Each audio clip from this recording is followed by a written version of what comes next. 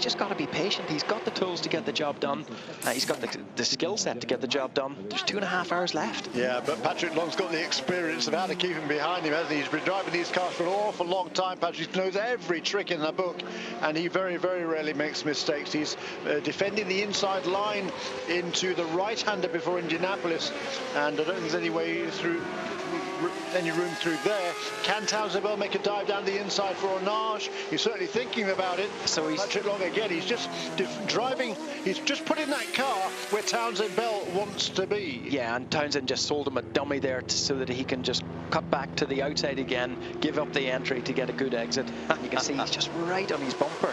But we're coming up to the Porsche curve soon, so Patrick will hold the right-hand side of the road here. He'll want Townsend to go around the left. But there's no way through here.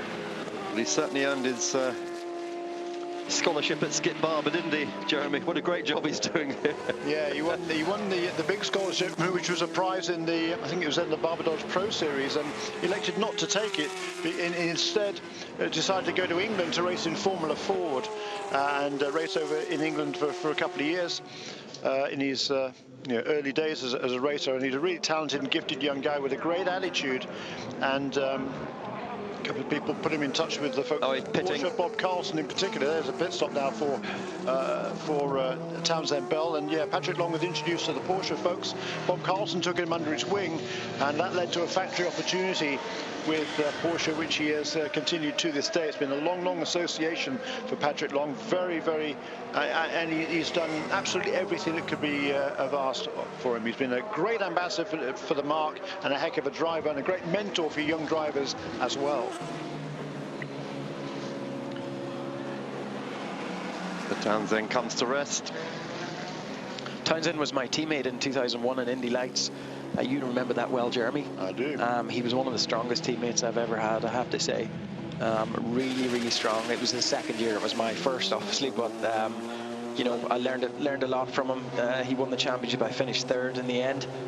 So yet another mistake there for Townsend, but that was a penalty. There was no service done on the car. You'd have noticed that most likely. It was just a 15-second stop-and-go penalty. And he's speeding on the pit lane during his last pit stop. Second time he's done that, I think, isn't it? Halfway. No, that was a 71. That was a 71. Yeah, you're right. You called that right. That is the second pit lane speed infringement they've had. So whatever's happening there, they're going to have to be very careful. It didn't flash up on our screens until after he had arrived in the pits. That's why. So we're taking another break. Great action here from Le Mans. Still 2.5 hours, almost a...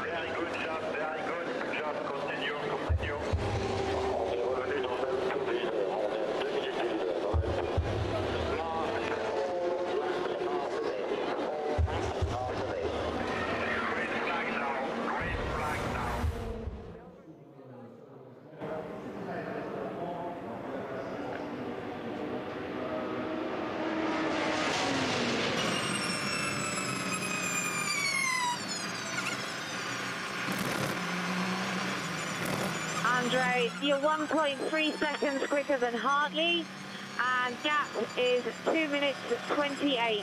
2 minutes 28.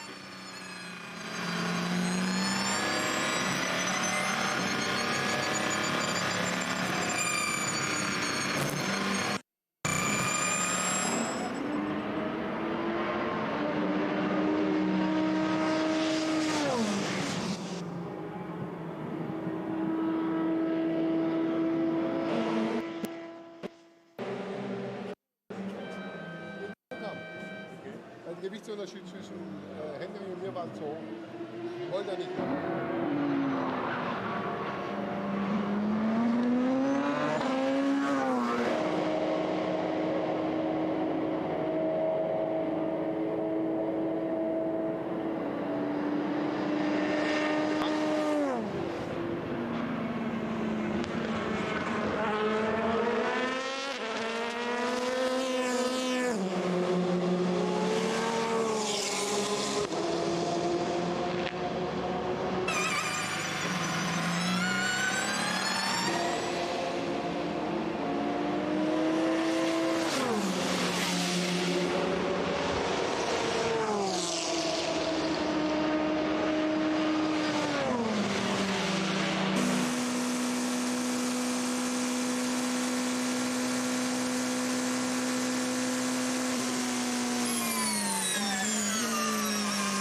Okay, Brendan, we just want to make sure we keep a gap to the Audi 7. We want to keep a buffer to them. So if you can increase the pace without taking unnecessary risk, that's good.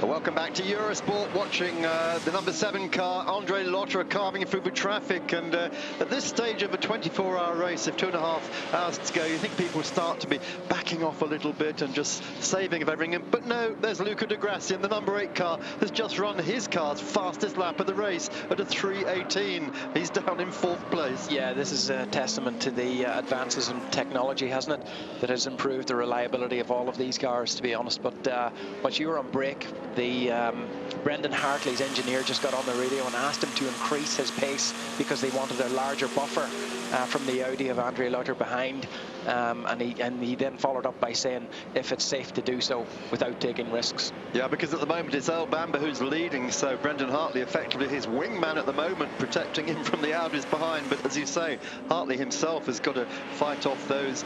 They're on just be absolutely clear, because our timing screen is a little bit late. Jeremy, are we talking about 1 lap behind for Hartley at the moment, or are they on the same lap? No, he is a lap behind, that's exactly right. And Lotterer a further lap back, or is that? Lotterer is, no, he's about, well, 2.5 minutes behind, right. Lotterer behind Nelson Hartley. So about two-thirds of a lap, yeah. Brother. We just see the number 8 of Lucas Di Grassi do the fastest 3rd sector of the race in that 3:17.8 that he just did. So the Audis have got a lot of pace, as we just saw there from Andre Lotterer with the fastest lap of the race a few minutes ago. It wasn't the fastest lap of the race a few laps ago. That was at I beg your pardon. Of course it was. Yeah, not too long ago. Was it? It was a 3:17.4 or something. Yeah, on lap 3:37. That's right. So just 17 laps or so ago. But the Audis they've definitely been the fastest cars here in race configuration, and would have been interesting to see them actually challenging for the pole position. That would have been kind of fun if they'd elected to play that game, which of course they didn't. But it would have been fun to see. It would have been. I mean, they've clearly gone faster in the race than they have in qualifying. So Simon Dolan just tweeted to have their car doing everything it can to try and catch up. They're in 3rd place at the moment with Ollie Turvey on board, and just reminding everyone that this time last year they came from behind to win LMP2. He says, well, this is stressful. Deja vu, anyone? Yeah.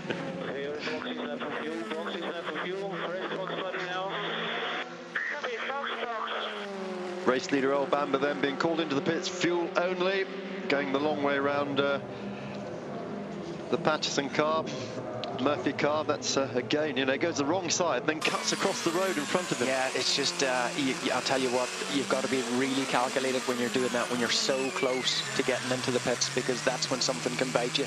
But obviously, he's done it cleanly, so here he is coming down the pit lane.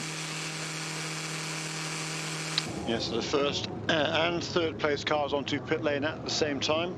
2 laps between them. Earl Bamber brings 2 Kiwis then, first and second. That's kind of cool. Yes.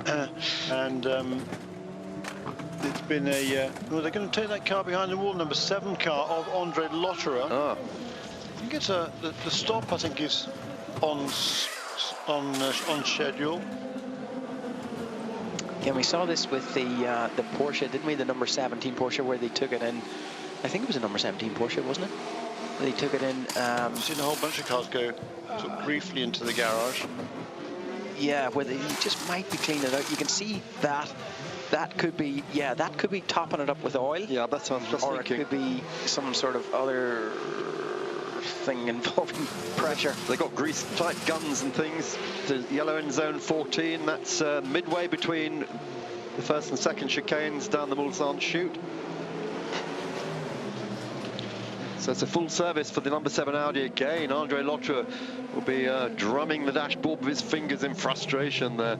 Isn't it crazy how we just seen one of the crew standing up on top, literally standing up on top of the car, how robust they are. Yeah, you try and do that on a road, Audi, and the owner would thump you. So, 355 laps completed, 2 hours 17 minutes to go, and back out comes the number 7 car. Lotterer staying on board. Tires or not. Took tires into the garage. I didn't see if they put them on or not. Probably not. Didn't I didn't see it. I was just focused on what they were doing under the engine cover. Yeah. So once again, it's Audi that's having all the niggling little problems, little service needs that the Porsches don't seem to have had lately. Yeah, I mean, we can only speculate. We don't know what that little tank was topping up, whether it was some sort of pneumatic pressure, or it could have been oil, more than likely, adding some oil to it. And of course, the live telemetry that they have will show them all the oil levels, water levels, and subsequent temperatures as well. Okay, Ben, you're in until the end of the race with this set of tyres. Right. So that's the instruction to Ben Trullier from Lena Gade. Straight talking Lena. So yeah, no messing around there. She's told him he'll be in the car at the end of the race. Just looking back through... Well, just in case people couldn't hear that, what she actually said was you're on these tires till the end of the race. Remember, viewers are having trouble hearing us. Yeah, correct. Well done. And there was, just look at the sort of delays of number 7 car. There was a puncture about, what, 2.5 hours into the race. That necessitated a trip to the garage. And then this morning, about 7 o'clock, the car also went into the garage and repaired the rear bodywork, which had suddenly fallen apart on the car. They had a penalty for disrespecting the slow zone. That was about 11 o'clock this morning, and now this garage, another visit to the garage to top it all off there. And you know, with all those little delays, Benoit Trullier is most likely a couple of laps down now to our race leader. So that number 7 that Just is carrying for the first time since its last win in the mid-90s. They had 4 wins, 2 with the Newman Porsches, 2 with the TWR Just Porsches, and all those wins on the number 7, and finally it's come back to Audi this year, and Reinhold Just had high hopes this would be the car to win. Yeah, but you know what, I think I read somewhere that they have, well, not these words, but like a sleeper car, where just used as a buffer, if you like, or to you know, to practice with another pit strategy. But these guys, this team is phenomenal, and they run 3 identical cars. All of the drivers are phenomenal. They all do an equally professional job. So, you know, any one of those, you know, top 6, and yeah, come on, let's obviously excluding the Toyotas because they don't have the pace here. They haven't got the pace, but they've been super reliable, haven't they? Look at Mike Conway there, in sixth place, still running like a train there. Good job by Mike Conway, and he's got Kazuki Nakajima 2 places behind him. Nakajima, remember, who was doubtful for Le Mans after that huge crash at Spa that broke one of his vertebrae, and a great recovery.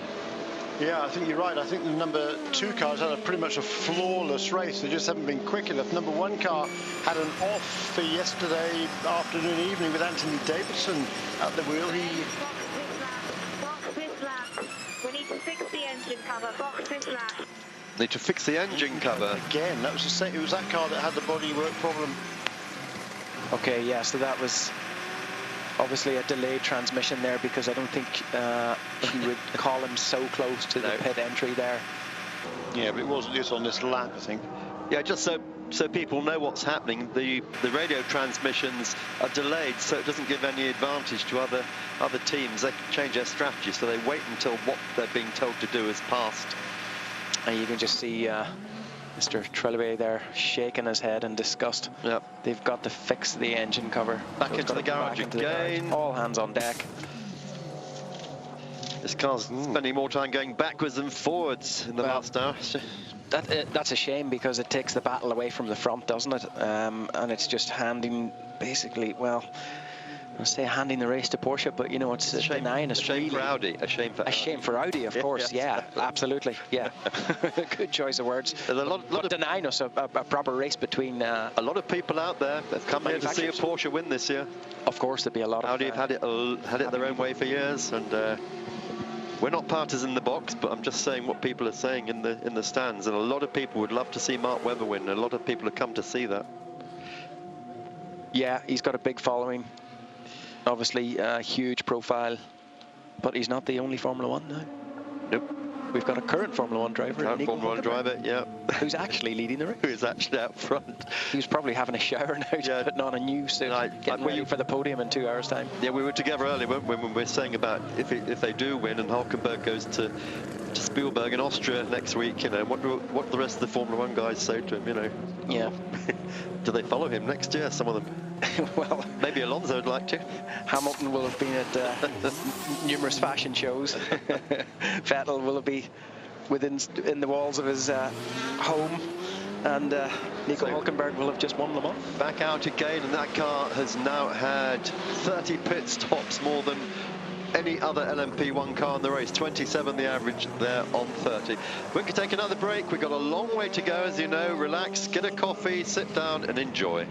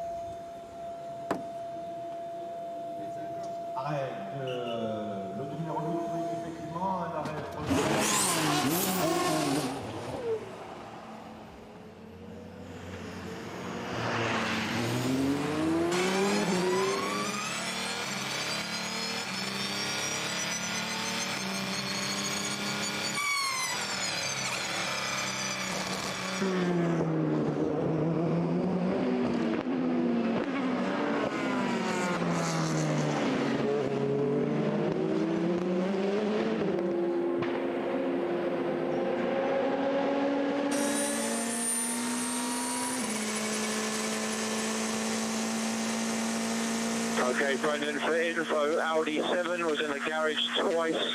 They've lost a lot of time. That's them leaving the pits ahead of you now. No need for any risk. No need for any risk.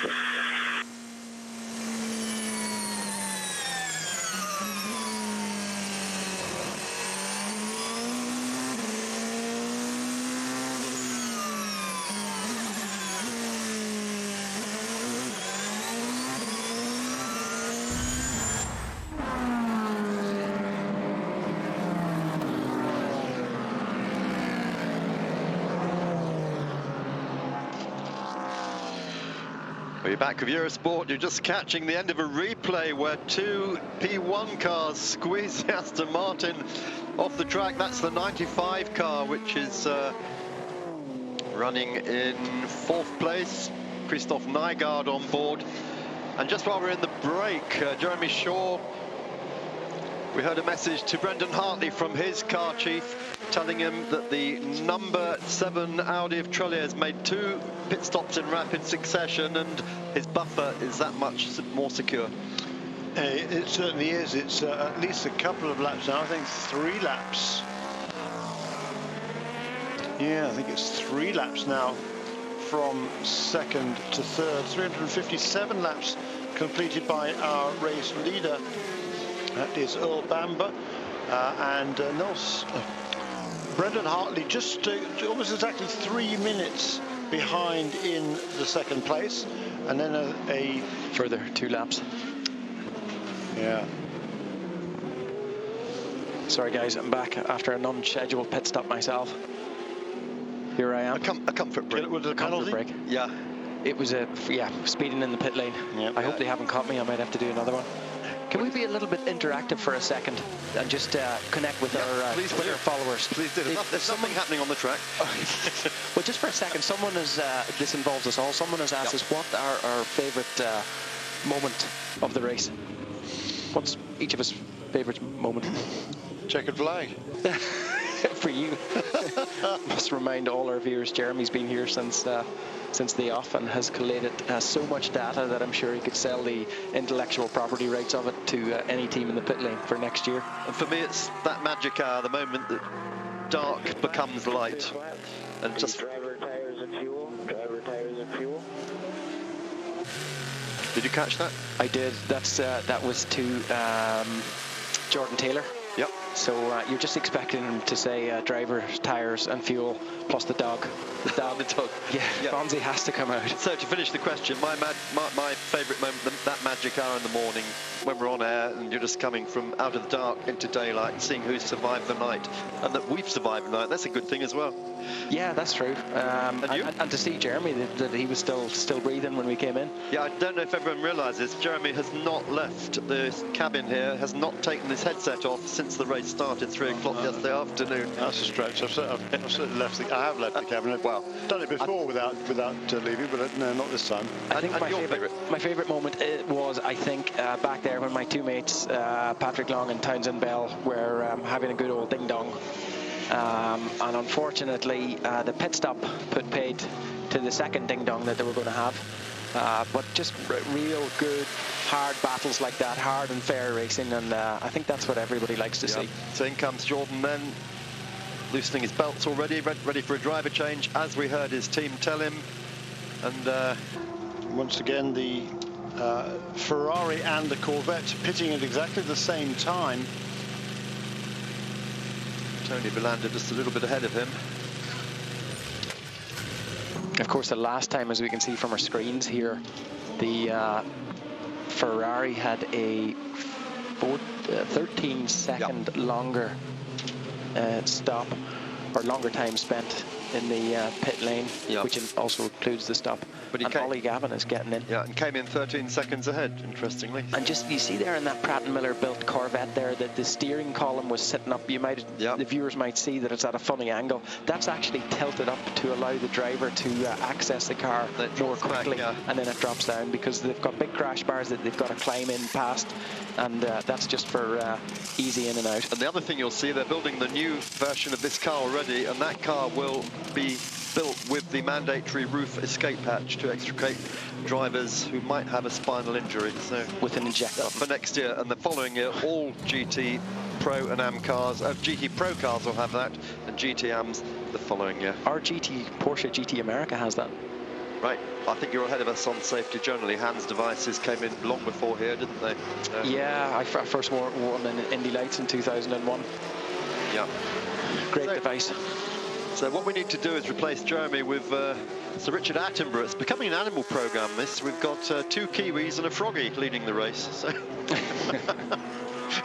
Yeah, you know, going back to your question a little while ago, what's the most memorable performance? I think it's the effort put forth by the guys that are leading right now, Earl Bamber, Nico Hulkenberg and Nick Tandy.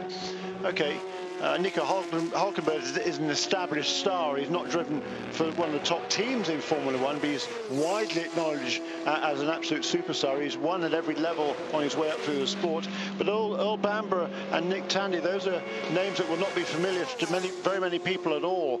But they've really worked hard to get where they are, to earn these opportunities, and they're great models for young drivers who are looking to follow in their footsteps. Neither of them comes from any kind of a wealthy background or anything. They've just worked hard, they've met the people, they've made the contacts, and they've let their driving do the talking for them. And more importantly, they're there on merit. That's what you're saying. Indeed. Basically. Absolutely, that's exactly. Yeah, they have put in a phenomenal performance. And I think we all know that who Nick Tandy would dedicate this race to if he was to win it. His older brother, who was killed when he ran Nick's Formula 3 team. That's right. Yeah, in a road accident. And yeah, so came out to California once. He was going to drive my car actually for a while, an F2000 car for a while. Really good Joe Tandy, really good guy. Ran a super team there, and the team carried on in his brother's name. It's continue now they're doing the descent of Formula Ford for years and years and years. Raindrop in turn 18, very little raindrops. And now the MSA Formula. So yeah, he'll be an emotional guy if he wins this race. Yep, absolutely correct. Nick Lapierre then still leading LMP2 from Sam Bird and Oliver Turvey. Sam, who has been on a real charge in this race. Nick Lapierre, who's made a couple of mistakes, but thanks to the efforts of Matt Houghton and Richard Bradley, that car still leads by 90 seconds. Oliver Turvey, last year's winner, pulled in at the last moment to replace Marc Genet, who was embedded with Audi to replace Loic Duval after his accident. They are still in third place and looking to claw that back. And in fact, it's just changed as we speak. Ollie Turvey has just moved up to second because Sam Bird is in the pits. Yeah, the P2 cars do make very regular pit stops. They can only do about 11 laps on a tank of fuel, so it seems like every time you look at the pit lane there's a P2 car in there, and generally it seems like it's the same one all the time. Yeah, they only have 70 litres, don't they, yeah, compared with 90 of the GT cars. And this one here, I mean, the 47, we've seen that have an off or two, haven't we, during this race? Just testament to the pure performance that KMPG team have put up this week. They've basically dominated all the way through. They have 2 hours and 1 minute and a few seconds to go. Seems a very short time since we were talking about Hartley's last pit stop, but Jeremy will have the stats. Is it on schedule? I think it was Jeremy that called him in. Yeah, they had 346, so the regular 13 laps. Yeah, it is right, isn't it? Yeah. That's the number 34. That's the Ligier, I think it is. Kevin Estre. Is that Kevin on Estre? Yeah. Come on, Kevin. That's not like Kevin to be pushing. Kevin is one of those guys that is completely flat out from when he gets up in the morning.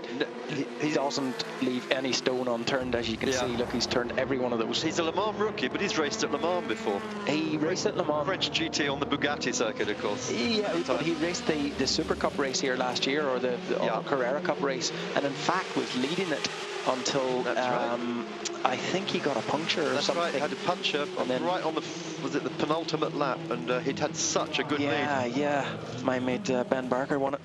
So in the end, but he has won on the Bugatti in French GT Championship events. Yeah, he's a super driver. He doesn't want to be doing that though. No, he wants to keep it on the tarmac. But he wouldn't be Kevin if he wasn't pushing, I can tell you. So here is Oliver Turvey in car number 38, Jota Sport. That is a Gibson chassis, the Nissan engine, and running along there now up in the second place. A pit stop by Sam Bird a few moments ago, and the race leader in P2, Nicolas Lapierre, is on pit lane right now. Still be 2 more stops to go for all of these cars, Mark. Yep. Well, we'll find out after this break we're just going to take for a moment, and we've still got a long way to go. 2 hours we have just passed, and still plenty to come.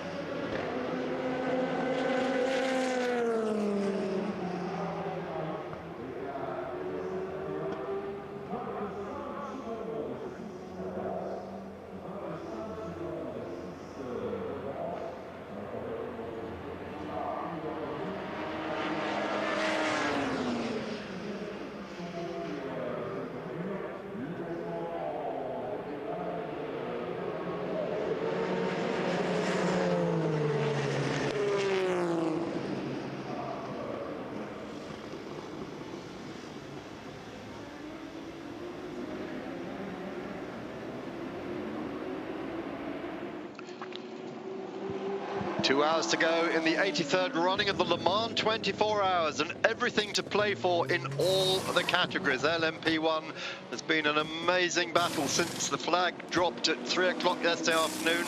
So too has LMP2, so too has GT Pro, and the only place that settled down slightly is GTM, where Pedro Lamy has led that race on and off since they started from pole position. So what a great race we're having this year. Quite a number of retirements and some pretty violent incidents. We've had a number of safety cars. We've had a lot more yellow zones for the new slowdown code 80 they're running this year to try. And Jeremy Shaw, that has really helped to keep the race running, hasn't it? The lack of neutralizations.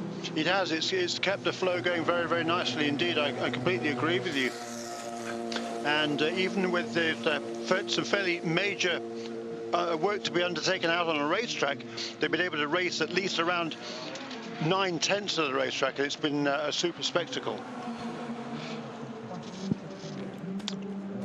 Just before the break there, back in GTM, we were seeing that that battle with the two Americans, Patrick Long and Townsend Bell. It was getting closer again, but the Ferrari has now made a pit stop. That's 3 more pit stops than the Porsche in front of it, and Jeff Segal has just got on board and he's just done his outlap. So that's probably not over, that battle, but over for the moment. And there's the top 4 drivers in all 4 classes: the LMP1 leader Errol Bamber in the Porsche 919 Hybrid, and Nicolas Lapierre in the Nissan, Tony Vilander in the 51 Ferrari, and Pedro Lamy, the guy who got chicken pox during the week. Didn't stop him from getting pole position, hasn't stopped him from going very quickly in this race and doing a stellar job in the number 98 Aston. Yeah, we're extremely worried about Liz Halliday, weren't we? She was very up close to him during those interviews, and we just wanted to make sure that she wasn't going to erupt either. So anyway, all is well. Tony Vilander, Ollie Gavin still fighting there, and here's the 19 car. Earl Bamber leading for New Zealand, for Porsche. What a great choice of driver he was for that, basically the new team car, putting him and Hulkenberg and Tandy in together. A mix that has worked really, really well. Great to see so many rookies. Always all for the rookies, because I hate this rhetoric that from team owners for years and years that, oh, have you been to Le Mans before? No. All right, sorry, we don't want you. This is just a testament. If the drivers are good, they're clever, the team are good, it can be done. Porsche's been coming here long enough to know, isn't it? They have not missed a Le Mans 24 hours since 1951. They've always been here, whether it's overall or classes, they've always been here. That's pretty impressive.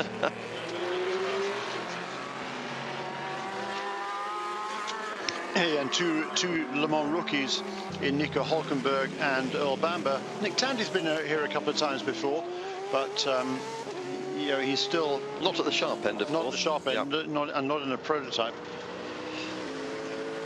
Wasn't he in the KPMG at Silverstone? So at least he's had recent, sorry, not completely different. Of course, he wasn't here at Le Mans in a prototype, but he was driving that car back at Silverstone. So well tuned in. But at jumping aboard the Porsche 919 Hybrid is another step or two above that again, isn't it?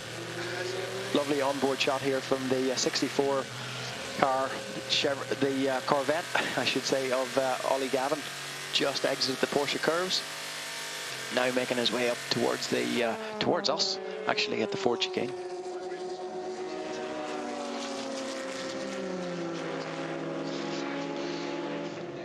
Be very interesting to talk to all the drivers and to ask them how many free laps without traffic they've had in all of their stints, and I bet you could probably count them in your one hand.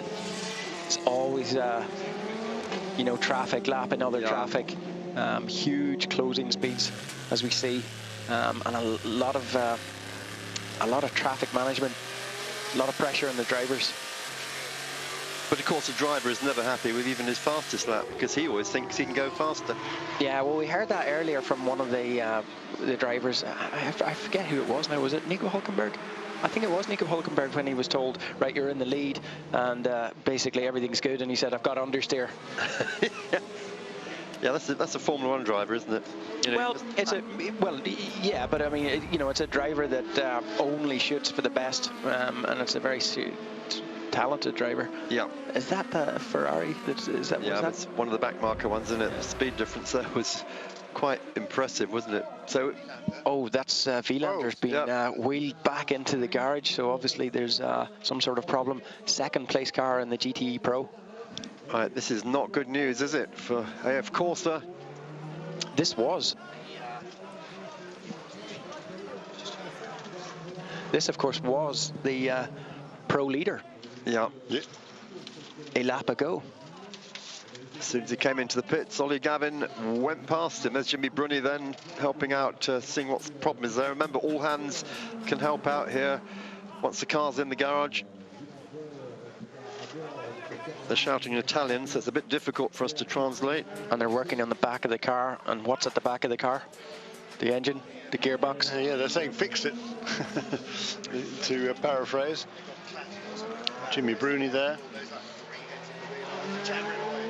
Okay, so steering wheel, maybe some sort of a... he looks like he's got his belts loosened there, so I don't know whether he's just adjusting them a little bit more comfortably to suit his size. No, he's getting out. He's actually getting out. Yep. And a mechanic is getting in. Yeah, he'd only done 3 laps since his last pit stop, so I think that could be related to the brakes or the clutch. Well, something could need to be bled there, and that's probably why a mechanic's getting on board so that he knows what he's doing. And of course, Pratt and Miller looking on with barely concealed delight about that. Pressure being lifted a little bit there. And Martin Haven just behind us, he's just suggesting that mechanic hasn't done his night laps. Or he might not be qualified to go out. Or put his belts on, yeah. Doesn't even have a balaclava on. Well, the loss of one AF Corsa car at the moment from here in the garage, of course, means we've still got another one. James Collado, who is second, or third rather, in Pro at the moment on 304 laps. He's 5 laps down on Ollie Gavin's car. I'll tell you what, by the body language of some of those mechanics, this does not look good. Does not look good at all. Fairly subdued looking state. It's just heartbreak, isn't it, when something like this happens? They've been the class of the field, really. They've been up there in the top 3, I think, all the time. Been leading up until the last lap, and there's less than 2 hours to go in a 24-hour race. They've done like 22 hours and 11 minutes almost.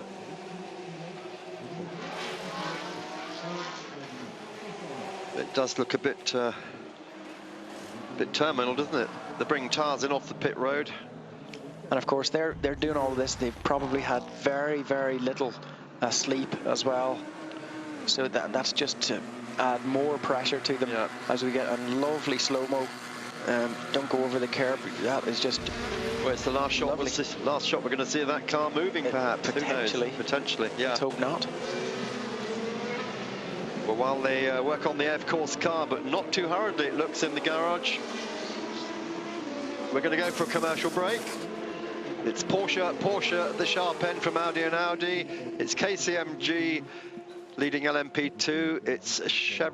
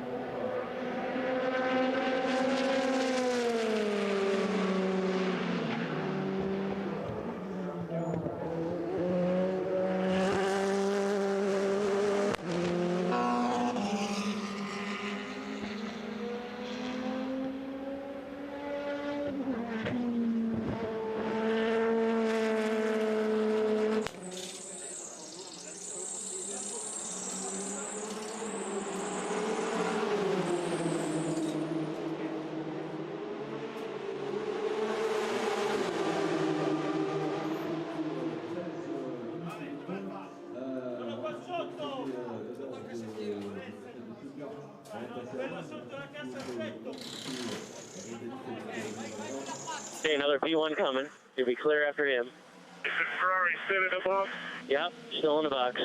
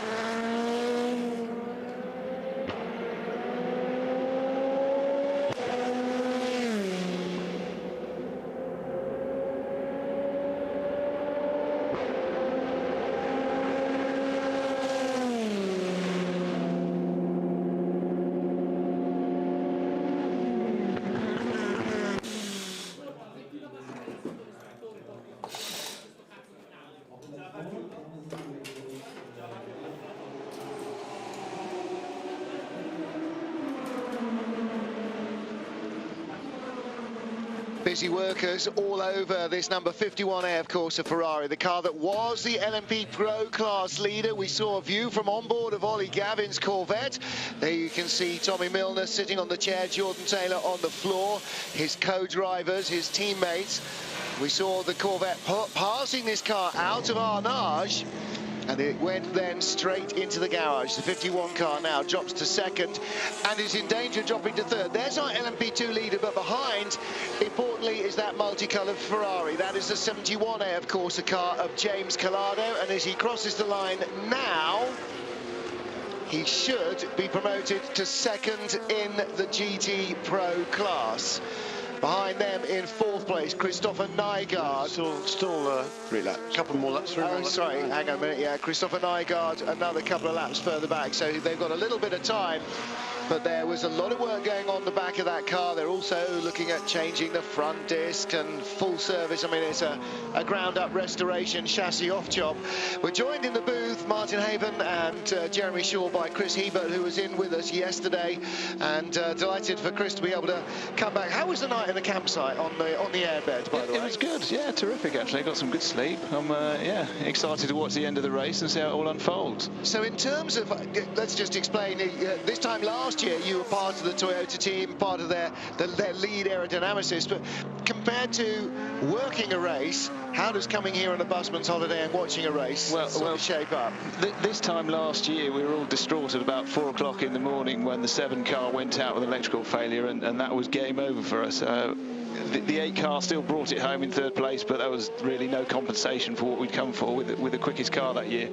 Now it's actually been fantastic to get out on the circuit and have a look at the cars in anger. When you're working, you get a view of the pit lane and the paddock, and that's about it. But getting down to the Porsche curves last night at night time, I've never seen our car or the car that I was working on that fast, that on the limit. And watching, honestly, the Audis go through there is something special. Going through the Porsche curves at night, 280 kilometres an hour, right on the limit, dicing with the GTs, it's absolutely brilliant. And if you want to get a feel for how quick these things are, how much aero makes a difference, get yourselves down to the Porsche curves and have a look, because it is stupendous, the performance through there.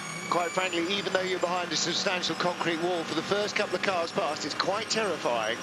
The speed that they can corner at, it just beggars belief. I'm wholeheartedly with you. Jeremy and I spend a lot of time in the paddock talking to people, a lot of time in the booth, so we don't get to spend much time out trackside. We're on air all the time. The cars are on the track, but we were out there a couple of years ago watching practice, and boy, those things shift. And you know, again, when you're with a team, when you're with 1 car or 2 cars or even 3 cars, you have a very restricted view of the race. It's you, your cars, and maybe your closest rivals, but you don't really have an overview of what anybody else is doing until kind of weeks later you go, oh. Whatever you're comfortable doing, man. Whatever you're comfortable doing. So right now there's 2 laps between P2. But you know, there's still an hour 45 minutes left, so anything can happen.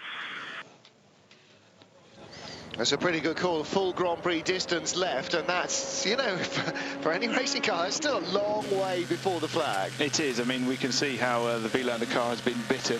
22 hours gone, and some kind of problem at the rear end of the car, and it looks like they're struggling maybe to hold on to third and may drop off the podium at all, which for them would be disastrous after 22 hours of hard fight.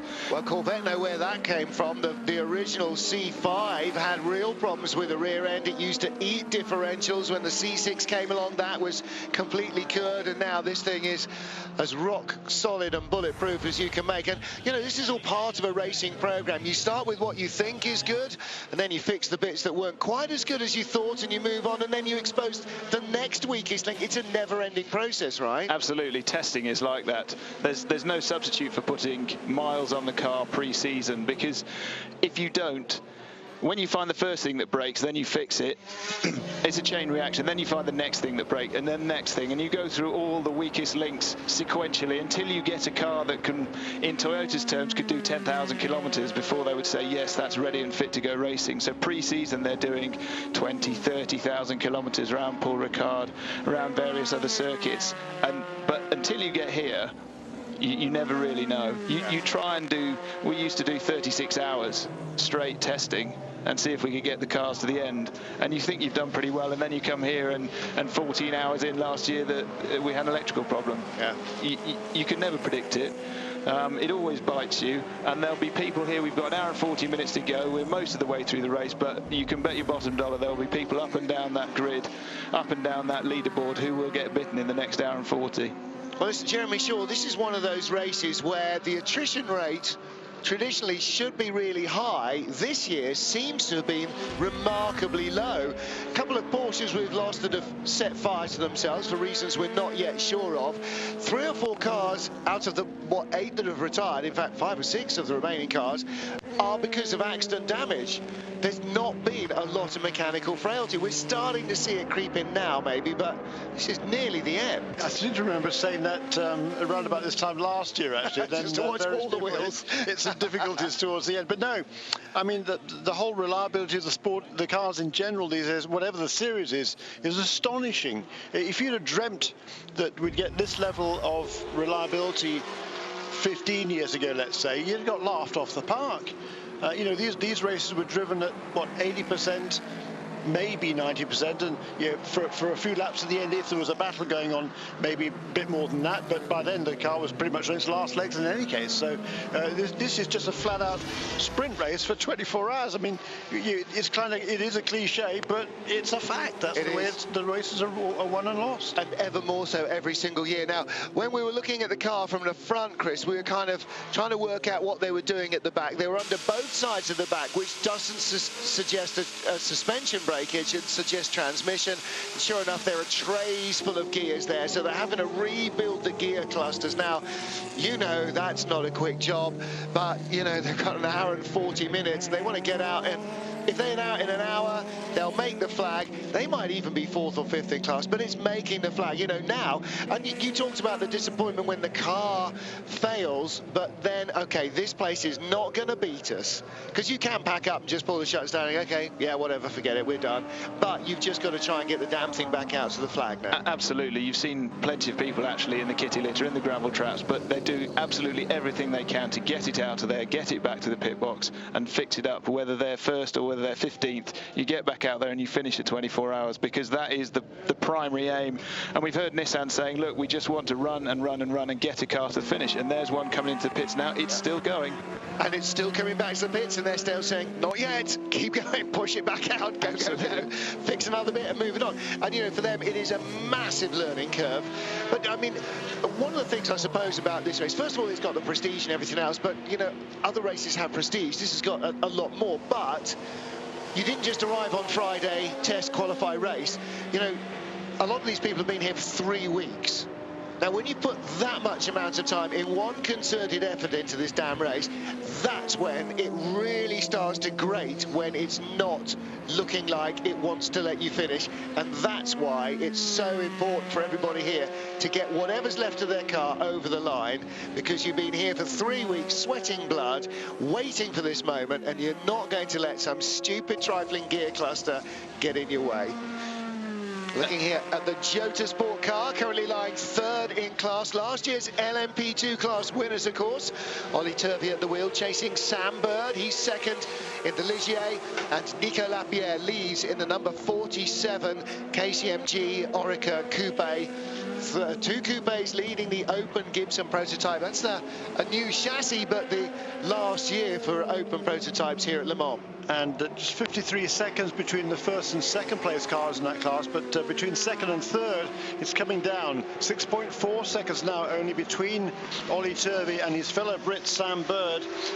Just a couple of laps ago, it was over 10 seconds, so it's coming down, and Oliver Turvey is charging along. He wants to get that car into the second place and maybe put some pressure on Nicolas Lapierre. As we say, still an hour and a half to go.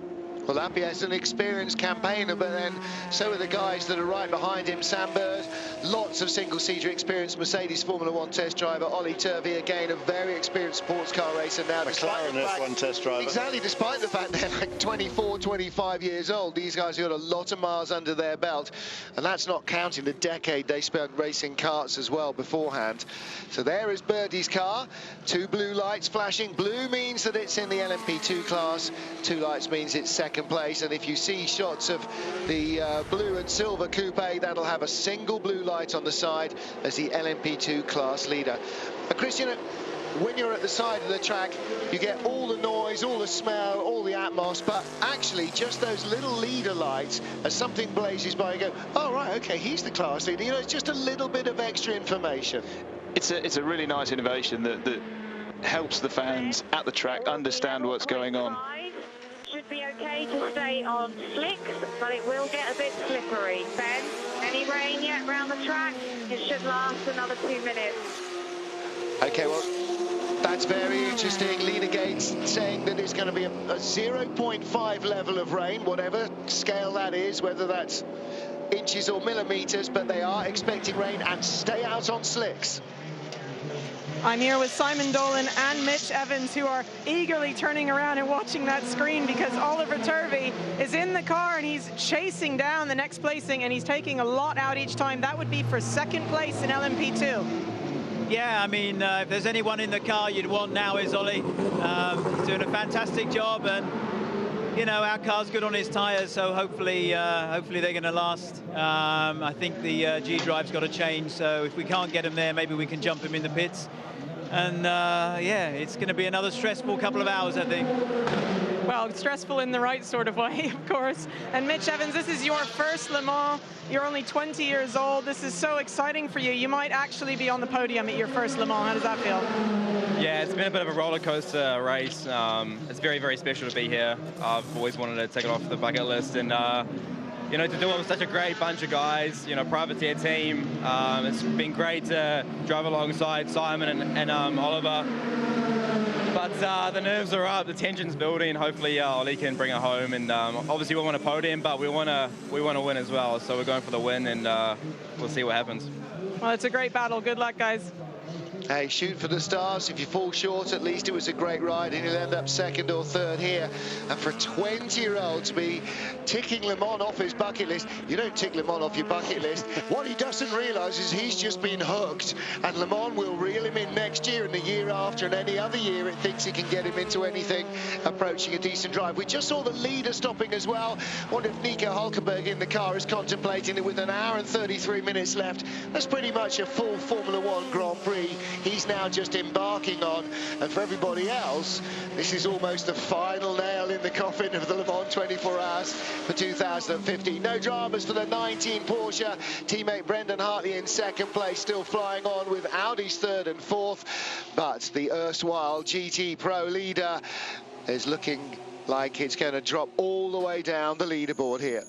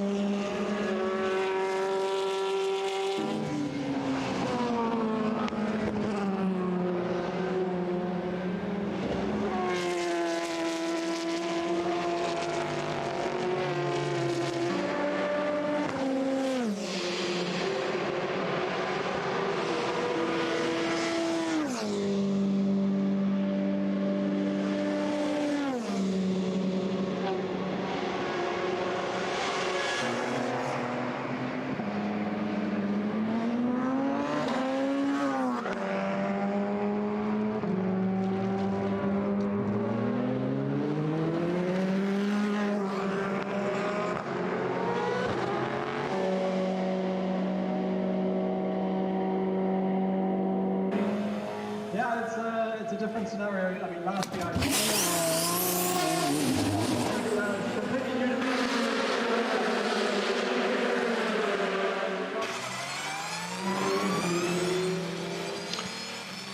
Welcome back. You join us as the kind of